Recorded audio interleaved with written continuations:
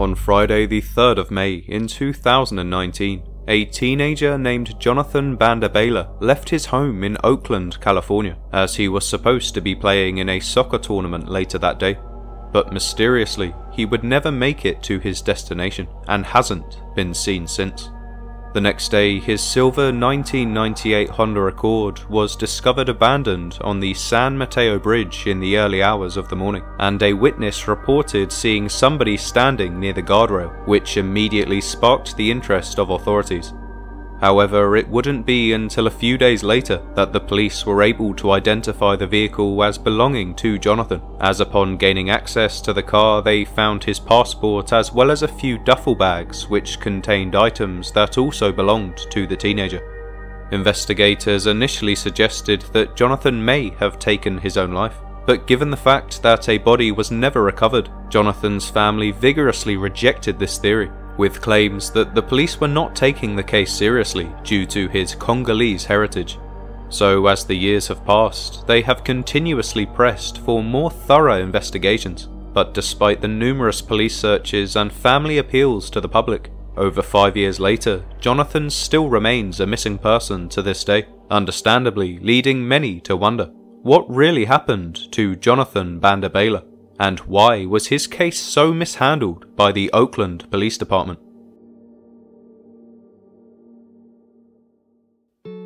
Jonathan Bandabaila was born in 1999 and grew up in Oakland, California in a close-knit supportive family with strong ties to their Congolese heritage.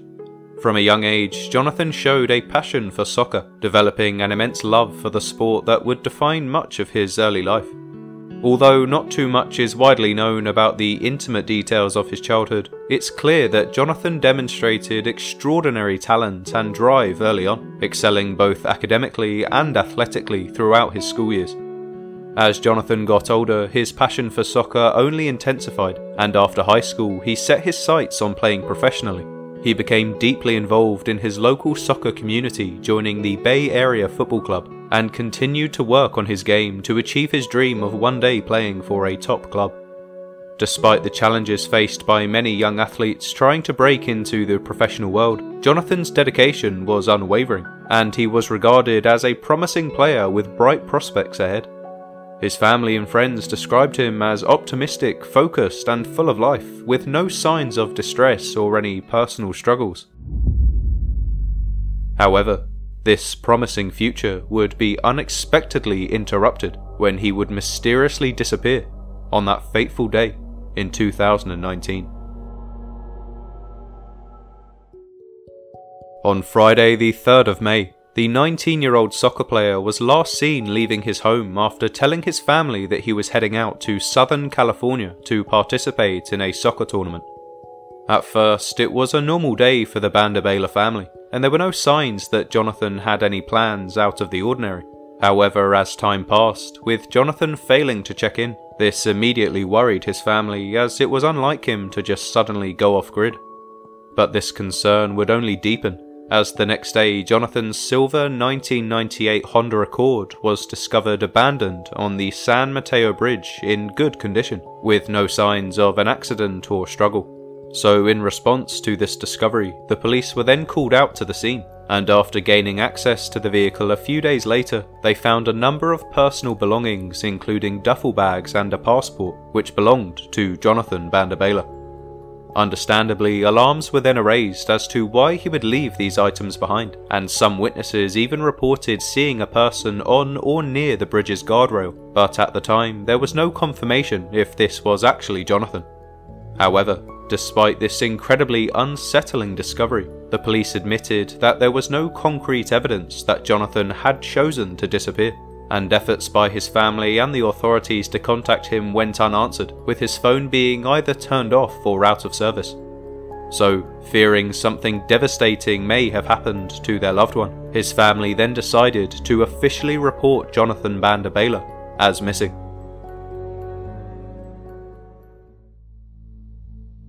On Saturday the 4th of May, the Oakland Police Department opened an official investigation into Jonathan's disappearance, which they began by conducting several interviews with his family and friends to understand his last known movements and state of mind at the time.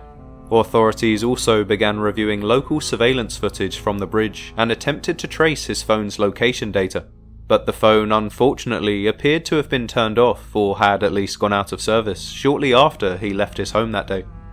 A large-scale search operation was then initiated, involving law enforcement agencies, search and rescue teams, and even boats and helicopters to scour the waters under the bridge.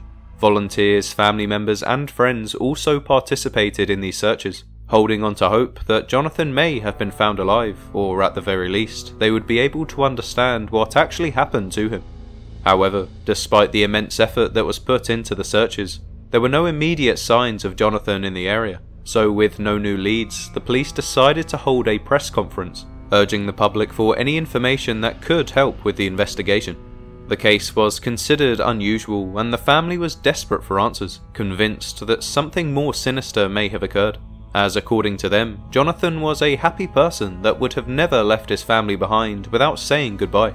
But as days and weeks passed with no further developments, the mystery only deepened, which would eventually give rise to the darker theories of potential foul play.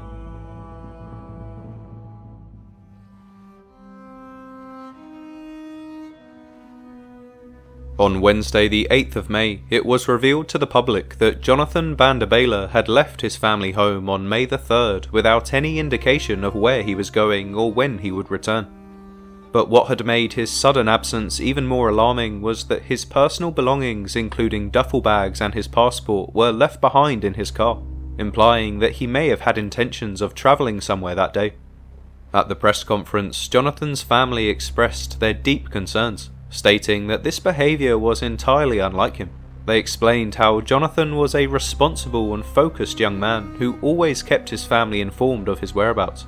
So the fact that he just disappeared without communication was very out of character, leading to growing fears that something more nefarious may have happened. The police also admitted that they were not ruling out the possibility of foul play, given that there were no signs of Jonathan at the scene and no clear evidence pointing in one direction. So at this point, they then announced that they were going to continue exploring all possible scenarios, which was further backed by Jonathan's family, who strongly refuted any possibility that their loved one could have jumped from the bridge that day by choice.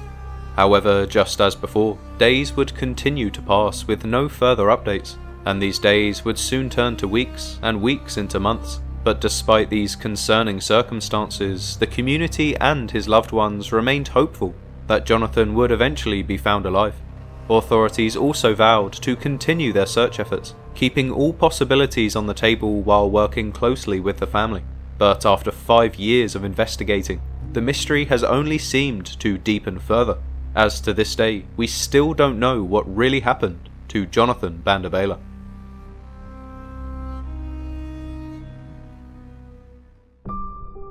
Now unfortunately, as far as the official investigation goes, this is all we know for now. But despite these rather bleak circumstances, Jonathan's family are refusing to give up their search for answers, as they believe it is only a matter of time before the truth is finally revealed. However, given that Jonathan Bandabaila has now been missing for over 5 years, alongside the incredibly concerning details that surround his case, I can't help but feel that the likelihood of his safe return is only growing weaker as time passes. So with that, let's get into some of the potential theories.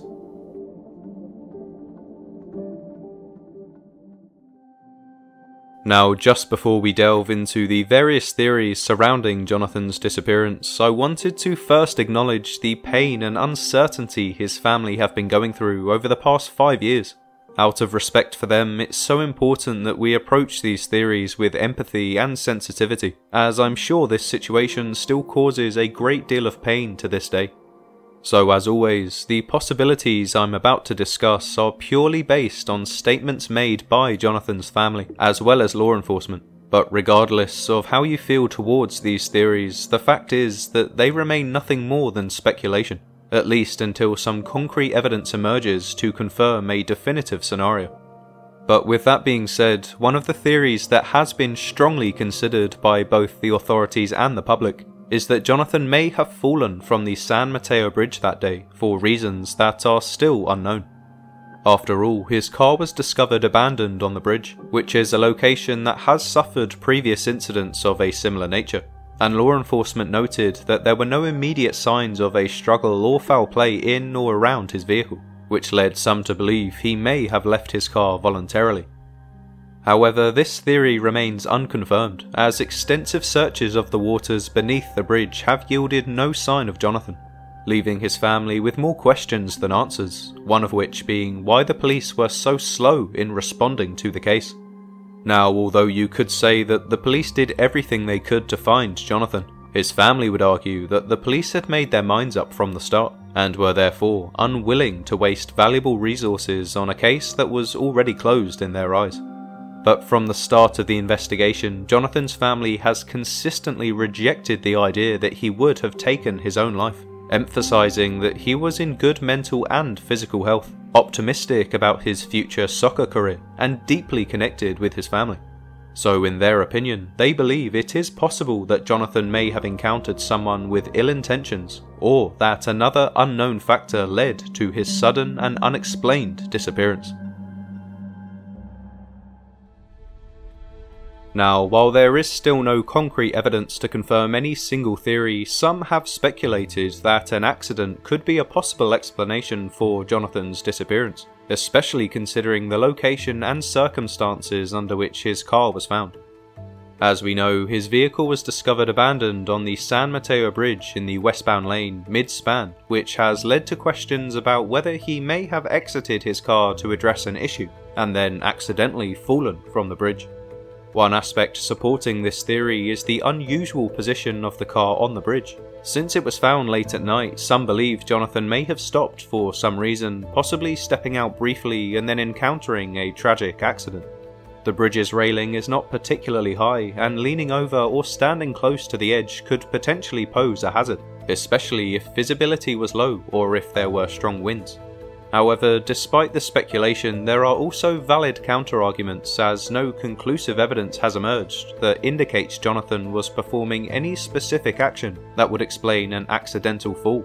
The car was in near perfect condition, so there would have been no reason to just randomly stop and get out of the vehicle. Witness reports from the night suggested seeing a person standing near the guardrail, yet there was no indication that this individual was attempting to address a car issue or appeared in any kind of distress. His family has also questioned whether he would have left his vehicle in such a way, considering he was generally quite cautious and not known to take unnecessary risks. So in their opinion, if he did abandon his car that night, it would have likely been because somebody else was forcing him to. Now, as I mentioned earlier, while there isn't any concrete evidence to definitively support any single theory about Jonathan's disappearance, many people, including Jonathan's family, suspect that foul play might have been involved, due to the lack of information and clarity surrounding the case. Also, law enforcement have continued to state that they are still treating the investigation as a missing persons case, but they haven't ruled out the possibility of foul play if new evidence emerges. One detail that has led to speculation about this theory is the discovery of Jonathan's duffel bags and passport inside the car, as these items suggest that he may have been planning a short trip, or at least intending to return home when he left that day. Jonathan's family strongly believe that there would have been no reason to bring his passport and personal belongings if he was planning to end his life that day, as they would have simply served no purpose. In their opinion, it is more than likely that he was planning a trip, potentially to meet someone, and that this person could be responsible for his disappearance. But despite these suspicions, there is still no direct evidence to substantiate the theory of foul play at this time, and no witnesses have come forward with information indicating that Jonathan was harmed by another person. His family, however, remains determined to keep searching for answers, and they continue to appeal for public support, hoping that anybody who knows something will eventually step forward. Until then, they are only left with questions, with one in particular being why were the police so slow in their response after being notified about Jonathan's disappearance? Now, as with many cases like this, it is impossible to say for certain if enough was done in the early stages of the case, and whether a more aggressive response could have led to more concrete answers. but Jonathan's family and their supporters have expressed serious concerns over how his disappearance was handled by the Oakland Police Department. They believe that the response to Jonathan's case lacked any urgency, raising questions about whether racial bias may have influenced the investigation. It's unfortunately not uncommon for families of missing black individuals to feel that cases involving their loved ones don't receive the same level of attention or resources as others might. The family have even pointed to specific actions that suggest this possibility, such as when Jonathan's car was discovered abandoned on the San Mateo Bridge, it wasn't immediately linked to him, and no immediate efforts were made to examine the car or issue public alerts. Days eventually passed before the police began conducting any meaningful searches, and Jonathan's family believe that this might not have happened if Jonathan had come from a different background. To further add to this theory, some more controversial takes on this idea have linked his disappearance to potential organ harvesting and human trafficking as possible motives, which would explain why the police acted so slow in the early stages of the investigation. However, this is an extremely far-fetched theory which must be handled with the utmost sensitivity, as although illegal organ harvesting and human trafficking is a real threat to the public, there has been no definitive proof that this could be the reason behind Jonathan's disappearance. So for now, all we can continue to do is help spread awareness of the case, and try to help get his family back in the limelight, as I fear without our support it will only be a matter of time before his case is forgotten by the media, leaving behind many unanswered questions and a grieving family who will never get the closure they deserve. Now, just before I end the video, there was one last theory that I wanted to personally raise, as in all honesty this case has really struck a nerve with me given its similarities to another case I thoroughly investigated just over a year ago. If you are a long-time subscriber of my channel, then you may remember the series of videos I made about a young man named Yohanes Kidane, who disappeared in July of last year only to be found weeks later in the San Francisco Bay. In reality, there are several notable parallels between the disappearances of Jonathan Bandabaila and Yohanes Kidane, which I feel need to be addressed as the coincidences are far too shocking in my opinion. Jonathan was just 19 years old at the time, a talented soccer player from California, with strong family ties and ambitions to pursue a career in professional sports, whilst Yohanes, who was also a young man at just 22 years old, was a recent college graduate from Cornell who had just begun working at Netflix in Silicon Valley. He too had a very bright future ahead and everything to live for. However, despite their promising futures in both cases, initial police theories suggested the possibility of mental illness being the core contributor to their disappearances, with a focus on the bridges where they were last reported. Both families also disputed any possibilities of mental illness, emphasizing that both young men were excited about their future and had no reason whatsoever to end their lives. In addition, both cases suffered from slow investigations and inadequate searches, with both families expressing that the authorities did not prioritize the cases due to a racial bias. It is true that Yohanes' case received more immediate attention, but this was likely only due to the intense media pressure at the time, and the high-profile nature of his job at Netflix. But despite this, there were still questions being raised throughout the investigation about the thoroughness of the search efforts. But despite Yohanes' body eventually being found, as far as his family are concerned, the case still remains a mystery, with no definitive explanation for his death. And this is exactly how Jonathan's family feel too, as they have now been waiting over 5 years for answers, with the police failing to provide any concrete conclusion about what really happened to their loved one. So, in conclusion, the disappearances of Jonathan Bandabaila and Yohanes Kidane definitely do share some eerie similarities, highlighting concerns about investigative delays and possible racial biases in how missing person cases involving young black men are handled. But the fact is, until we acknowledge these injustices, I fear that these types of cases will only continue to escalate, leaving more families without closure. So I truly believe we have to do everything we can to help spread awareness and give a voice to those who are lost but never forgotten.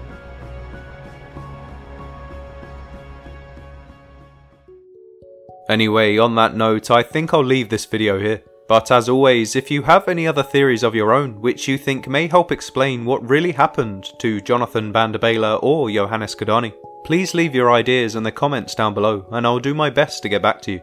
Also, for those of you who want to help this channel grow so we can help spread even more awareness for these types of cases, consider becoming a member today for less than $1 a month, as these contributions will help me keep the channel afloat when views are low, and if we get enough members I hope to one day be able to actually give back to the families themselves to help fund their independent searches. However, I do understand that not everybody can afford this, so if you would like to help in another way, liking and subscribing is also a great way to spread the reach of this channel. But either way, until next time, thank you so much for watching, and make sure to check out the videos on screen now, which cover the case of Yohanes Kidane in more detail, as well as the theories that surround his mysterious death.